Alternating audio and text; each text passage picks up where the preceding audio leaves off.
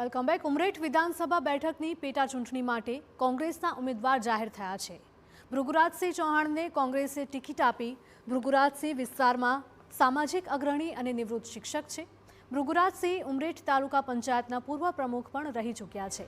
આણંદ જિલ્લા કોંગ્રેસના પૂર્વ કાર્યકારી અધ્યક્ષ પણ રહી ચૂક્યા છે।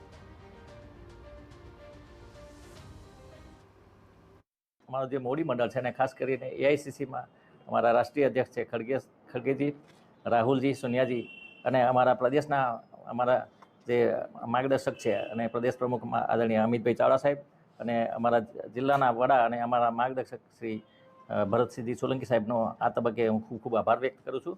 અને એમના થકી અમને જે પણ આ જવાબદારી આપી છે ટિકિટ તો ઘણું વસ્તુ છે, પણ એને જીતવા માટે કઈ રીતે કામ કરવું એ નેતાઓના માર્ગદર્શનથી અમે આ સાર્થક કરીશું। ઉમરેઠ પેટા ચૂંટણીમાં કોંગ્રેસ ઉમેદવાર પર જયંત બોસ્કીનો આક્ષેપ। એનસીપી નેતા જયંત બોસ્કીએ કોંગ્રેસ પર ગંભીર આક્ષેપ કર્યા।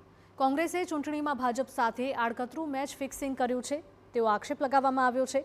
ત્યારે કોંગ્રેસના ઉમેદવાર ભૃગુરાજસિંહ ચૌહાણ સામે સવાલો ઉઠાવ્યા હતા। કોંગ્રેસે મજબૂત ઉમેદવાર ન ઉતારી પાયાના કાર્યકરો સાથે અન્યાય કર્યો છે। ઉમેદવારની પસંદગી જોતા લાગે છે કે ભાજપ બિનહરીફ થશે।